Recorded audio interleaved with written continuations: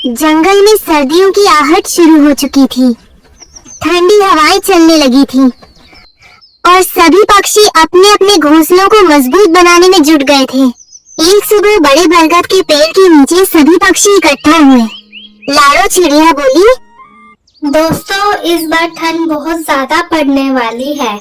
हमें अभी से तैयारी शुरू कर देनी चाहिए ताकि ठंड में हमें ज्यादा समस्या का सामना ना करना पड़े।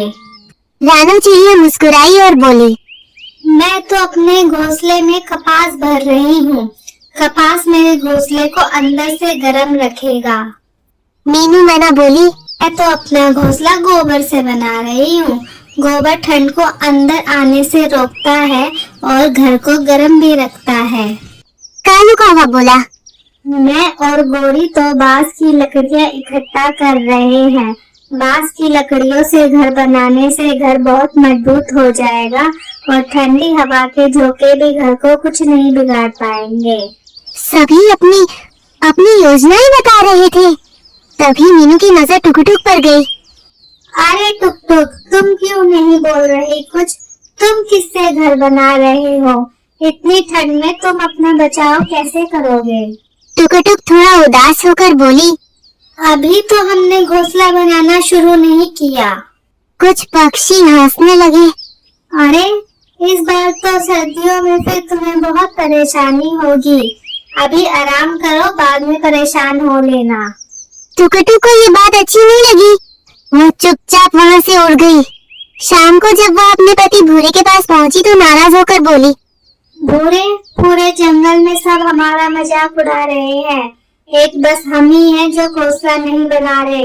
सभी पक्षी अपना अपना घोंसला बनाना शुरू कर चुके हैं। भूरा चौंक गया। क्यों? सब मजाक क्यों बना रहे हैं? टुकटुक ने कहा, क्योंकि इस बार सर्दियाँ बहुत तेज पड़ने वाली है और सभी अपने घर को गर्म और मजबूत बना रहे हैं ताकि सर्दी में अधिक परेशानी का सामना ना करना पड़े। भूरा सोच में पड़ गया। अरे अभी बहुत समय है सर्दियाँ आने में। हम आराम से अपना घर बना लेंगे। नहीं, अगर आपने इस बार भी घर नहीं बनाया तो मैं मायके चली जाऊंगी और फिर कभी भी वापस नहीं आऊंगी। भूरा घबरा गया। अरे नहीं टुक टुक, अगर तुम मायके चली गई तो मैं अकेला रह जाऊंगा। मैं वादा करता हूँ, मैं इस बार सबसे अनोखा घर बनाऊंगा। टुकटुक मुस्कुराई। ठीक है, मैं इस बार तुम पर भरोसा करती हूँ, पर हमारा घर मजबूत होना चाहिए जो हमें ठंड से बचाए। अगले ही दिन भूरा काम पर निकल पड़ा। सबसे पहले वो कालू के पास गया। अरे वाह कालू भैया, आपने तो अपना घोंसला बना भी लिया। कालू बोला, हाँ, बस थोड़ा सा काम बाकी है। भूरे की नजर पास रखी बांस की लकड़ियों पर पड़ी। तुम्हारे पास तो बहुत सारी लकड़ियाँ बच गई है। इन लकड़ियों का क्या करोगे? कालू बोला, कुछ नहीं, अब ये मेरे किसी काम की नहीं है। अगर तुम्हें चाहिए तो तुम ले जाओ। क्या मैं इन्हें ले जाऊं? हाँ हाँ, तुम इन्हें ले जाओ। भूरा खुशी खुशी लकड़ियां उठाकर ले आया और उनसे घोंसले का मजबूत ढांचा तैयार करने लगा। शाम को टुकटुक वहाँ पहुँची। टुकटुक मुस्कुराई। अरे वाह भूरे, ये तो बहुत अच्छा लग रहा है। भूरा गर्व से बोला, हाँ, ये तो बस शुरुआत है। अब बस तुम देखती जाओ। टुकटुक ने चारों तरफ देखा। पर अभी बहुत काम बाकी है। घर को अंदर से गर्म रखने का इंतजाम भी तो करना होगा। इससे काम नहीं चलेगा। भूरा सोच में पड़ गया। क्या? घर को अंदर से गर्म रखना होगा? पर इतना सामान कहाँ से आएगा? टुकटुक मुस्कुराई। मेरे पास एक आइडिया है। अगर ये काम कर गया तो हमारा घर इस जंगल में सबसे सुंदर होगा। फिर उसने धीरे धीरे अपनी योजना भूरे को समझाई। भूरे की आंखें चमक उठी। भूरा बोला, अरे वाह, ये तो बहुत अच्छा आइडिया है। ये सचमुच में काम करेगा और हमारा घर सबसे मजबूत और गर्म बन जाएगा। अगले दिन भूरा मीनू मैना के घर पहुंचा। अरे मीनू मौसी, आपका गोबर का घर तो बहुत शानदार है। काश मेरे पास भी थोड़ा गोबर होता, मैं भी अपने घर को इतना शानदार बना लेता। मीनू खुश होकर बोली, बस इतनी सी बात है, मेरे पास तो बहुत सारा बचा हुआ है। मेरा घर तो तैयार हो गया, तुम जितना चाहे लेकर जा सकते हो। अब वो लाडो चिड़िया के पास पहुंचा। लाडो बहन, क्या तुम्हारे पास थोड़ा घास फूस बचा है? मुझे अपने घर की छत बनानी है। लाडो ने प्यार से कहा। हाँ हाँ भाई, बचा हुआ है, तुम जितना चाहे लेकर जा सकते हो। वह रानू चिड़िया के पास पहुंचा। रानू बहन, तुम्हारा कपास वाला घर तो बहुत सुंदर है, क्या तुम्हारे पास और कपास बची है? रानू मुस्कुराई और बोली, हाँ भाई, बची हुई है, अगर तुम्हें अपने घर के लिए चाहिए तो ले जाओ।